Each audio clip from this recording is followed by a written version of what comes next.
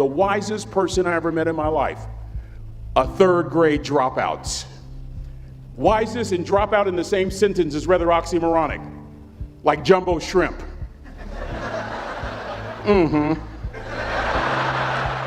Like fun run, ain't nothing fun about it. Like Microsoft Works, y'all don't hear me. I used to say like country music, but I've lived in Texas so long, I love country music now. I hunt, I fish, I have cowboy boots and cowboy, y'all, I'm a black neck redneck. Do you hear what I'm saying to you? No longer oxymoronic for me to say country music. And it's not oxymoronic for me to say third grade and dropout. That third grade dropout, the wisest person I ever met in my life, who taught me to combine knowledge and wisdom to make an impact, was my father. A simple cook. Wisest man I ever met in my life. Just a simple cook. Left school in the third grade to help out on the family farm, but just because he left school doesn't mean his education stopped. Mark Twain once said, "I've never allowed my schooling to get in the way of my education." My father taught himself how to read, taught himself how to write, decided in the midst of Jim Crowism, as America was breathing the last gasp of the Civil War, my father decided he was going to stand and be a man. Not a black man, not a brown man, not a white man, but a man. He literally challenged himself to be the best that he could all the days of his life. I have 4 degrees. My brother is a judge. We're not the smartest ones in our family. It's a third grade dropout daddy. A third grade dropout daddy who was quoting Michelangelo, saying to us, "Boys, I won't have a problem if you aim high and miss, but I'm gonna have a real issue if you aim low and hit." A country mother quoting Henry Ford, saying, "If you think you can or if you think you can't, you're right." I learned that from a third grade drop. Simple lessons. Lessons like these. Son, you'd rather be an hour early than a minute late. We never knew what time it was at my house because the clocks were always ahead. My mother said for nearly 30 years my father left the house at 3:45 in the morning. One day she asked him, "Why, Daddy?" He said, "Maybe one of my boys will catch me in the act of excellence. I want to share 2 things with you. Aristotle said you are what you repeatedly do. Therefore, excellence ought to be a habit, not an act." Don't ever forget that. I know you're tough, but always remember to be kind. Always. Don't ever forget that. Never embarrass mama. Yeah. If mama ain't happy, ain't nobody happy. If daddy ain't happy, don't nobody care. But you know, I'm trying to tell you. Next lesson. Lesson from a cook over there in the galley. Son, make sure your servant's towel is bigger than your ego. Ego is the anesthesia that deadens the pain of stupidity. Y'all might have a relative in mind you want to send that to. Let me say it again. Ego is the anesthesia that deadens the pain of stupidity. Pride is the burden of a foolish person. John Wooden coached basketball at UCLA for a living, but his calling was to impact people. And with all those national championships, guess what he was found doing in the middle of the week? Going into the cupboard, grabbing a broom, and sweeping his own gym floor. You want to make an impact? Find your broom. Every day of your life, you find your broom. You grow your influence that way. That way you're attracting people so that you can impact them. Final lesson. Son, if you're gonna do a job, do it right. I've always been told how average I can be. Always been criticized about being average. But I want to tell you something. I stand here before you, before all of these people, not listening to those words, but telling myself every single day to shoot for the stars, to be the best that I can be. Good enough isn't good enough if it can be better, and better isn't good enough if it can be best. Let me close with a very personal story that I think will bring all this into focus. Wisdom will come to you in the unlikeliest of sources, a lot of times through failure. When you hit rock bottom, remember this. While you're struggling, rock bottom can also be a great foundation on which to build and on which to grow. I'm not worried that you'll be successful. I'm worried that you won't fail from time to time.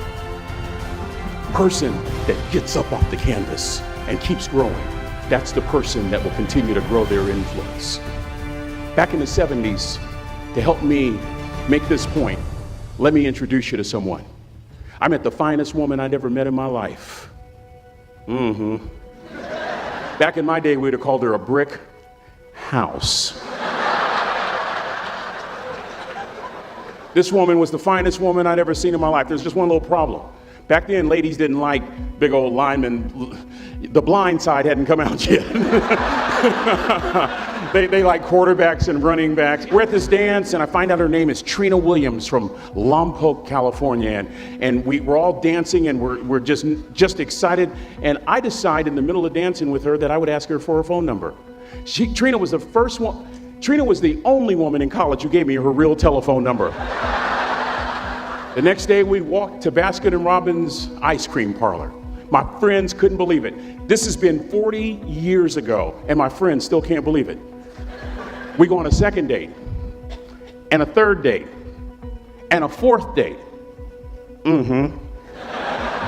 We drive from Chico to Vallejo so that she could meet my parents. My father meets her. My daddy, my hero, he meets her, pulls me to the side and says, "Is she psycho?" But anyway, we go together for a year, 2 years, 3 years, 4 years. By now, Trina's a senior in college. I'm still a freshman, but I'm working some things out. I'm so glad I graduated in 4 terms. Nixon, Ford, Carter, Reagan. So now it's time to propose. So I talk to her girlfriends, and it's California, it's in the 70s, so it has to be outside. You have to have a candle, and you have to have, some chocolate. And listen, I'm from the hood. I had a bottle of Boone's Farm wine. That's what I had. She said yes. That was the key. I married the most beautiful woman I'd ever seen in my life. Y'all ever been to a wedding, and even before the wedding starts, you hear this? How in the world? And it was coming from my side of the family.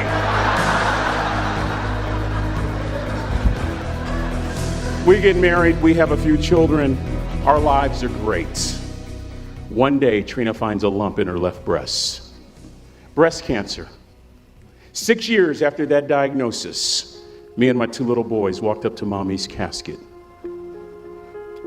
And for 2 years, my heart didn't beat. If it wasn't for my faith in God, I wouldn't be standing here today. If it wasn't for those 2 little boys, there would have been no reason for which to go on. I was completely lost. That was rock bottom. You know what sustained me? The wisdom of a 3rd grade dropout. The wisdom of a simple cook. We're at the casket. I'd never seen my dad cry. But this time I saw my dad cry. That was his daughter. Trina was his daughter, not his daughter-in-law. And I'm right behind my father, about to see her for the last time on this earth. And my father shared 3 words with me that changed my life right there at the casket. It would be the last lesson he would ever teach me. He said, "Son, just stand. You keep standing. You keep standing, no matter how rough the sea, you keep standing." And I'm not talking about just water. You keep standing. No matter what, you don't give up. And as clearly as I'm talking to you today, these were some of her last words to me. She looked me in the eye and she said, "It doesn't matter to me any longer how long I live. What matters to me most is how I live." I ask y'all one question, a question that I was asked all my life by a 3rd grade dropout. How you living? How you living? Every day, ask yourself that question, how you living? Here's what a cook would suggest you to live this way. That you would not judge, that you would show up early, that you'd be kind, that you'd make sure that that servant's towel is huge and used, that if you're gonna do something, you do it the right way. That cook would tell you this, that it's never wrong to do the right thing, that how you do anything is how you do everything. And in that way, you will grow your influence to make an impact. In that way, you will honor all those who have gone before you, who have invested in you. Look in those unlikeliest places for wisdom. Enhance your life every day by seeking that wisdom and asking yourself every night, how am I living? May God richly bless y'all. Thank you for having me.